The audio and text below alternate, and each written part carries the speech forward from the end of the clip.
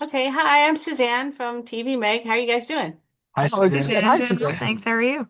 Good. You guys look great. Oh, thank you. Jill, I'm a big fan of yours from Law and Order and Crossing Jordan. I love that show.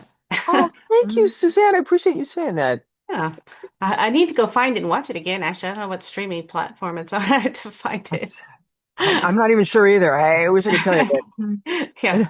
but So, Hmm. you play Roan's mom, and what can you tell us about their relationship? wow. I'm honored to play Roan's mom in this. It has been seriously, and it was well written to begin with. It was interesting to see that Alfonso Moreno created this nice, textured relationship between a mother and a daughter, which you don't always see in Mhm. TV shows. Yeah. And then in playing it with Roan on set, I started to discover, we started discovering all these other layers to it. And it Mhm. really kind of gut punched me a lot of times as a mother, myself of two, an 18-year-old and a 22-year-old boy, two boys. And I always wanted a daughter anyway. So, Ah. I got one. I'm so yours now. fine, man. Yeah. I'll Um, send you the adoption papers. except please, Yep. please. But it really it was a joy to have those scenes to really play with acting wise because you got to sort of relax into them and just working with somebody like Ron, all you got to do is watch them, and just enjoy the moments. Those are some of the most enjoyable scenes I had on this. So it was really nice to be given that format in a show like this with strong female relationships, and then to have a great mother-daughter relationships where you're dealing with real issues. Mhm. That's great. And Rowan, you play an artist in the show. Do you do any art in real life?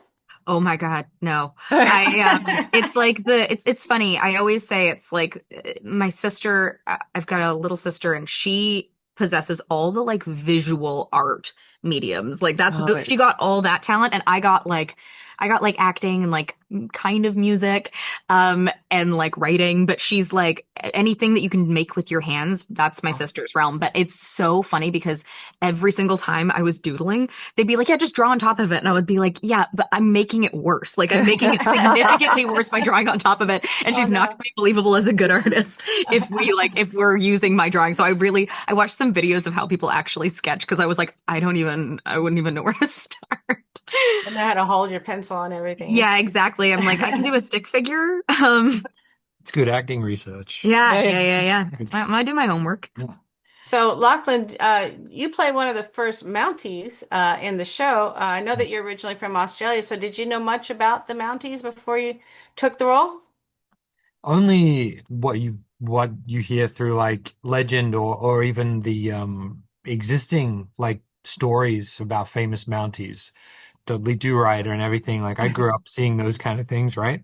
Right. So I knew what a Mountie was, and I knew that it was important to the history of Canada, but I didn't know how important it was to the existing fan base, the Hardys. I didn't know how important that surge is to people who watch these shows. So it was pretty cool to get to put that on and take part in that history.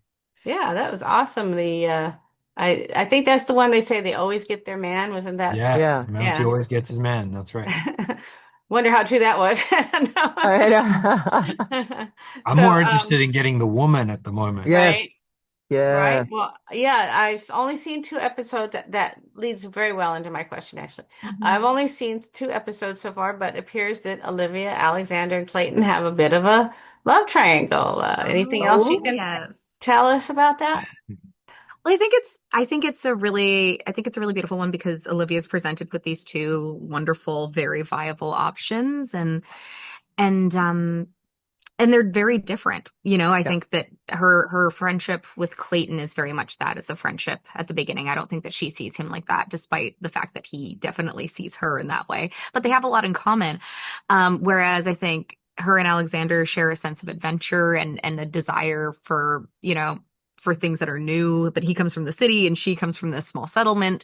And he's shiny and exciting, and there's a very instant spark there. So it's kind of like a bit of a slow burn with Clayton and a very instant attraction with Alexander. Um, but I think that, whatever choice she ends up making, there's really no losing. I've got my Right. thoughts, but Yeah. I think that there's yeah, I think that they're both very, very viable, very good options.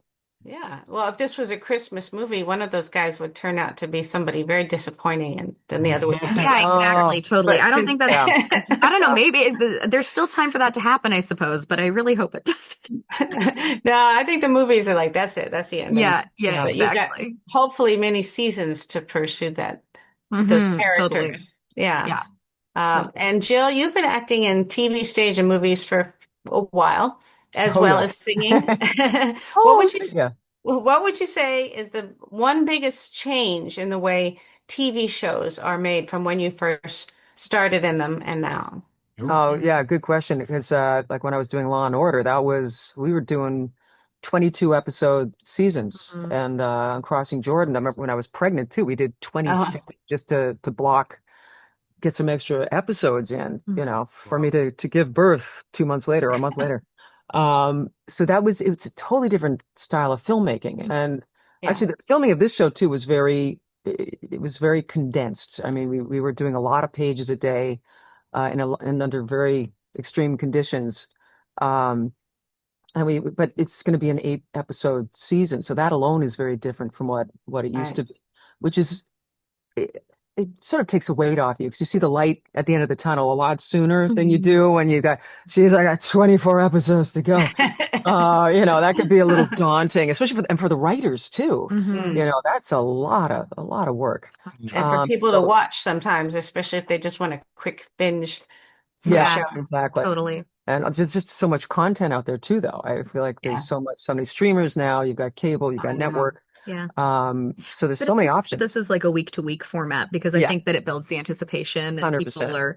people are going to be excited to see what Yeah, happens next and they'll rewatch exactly. in order to watch the following week's episode and Yeah, stuff and catch Well, up. let's hope. Yeah. Yeah, And yeah. nothing else, then the yeah. bingers will watch it at the end of the season if nothing Yeah, else. Yeah. exactly. All at once. Totally. Exactly. It's what's great too about this is you can watch this and then restart When Calls the Heart. Yeah. Because That's that's what I would like to do is, Mhm. finish this and then see When Calls the Heart with new eyes again too.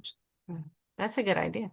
Well, thank you so much, and I appreciate you talking to me, and I hope all goes well with everything. Oh, thank you Thank so Much. you. much. Appreciate it.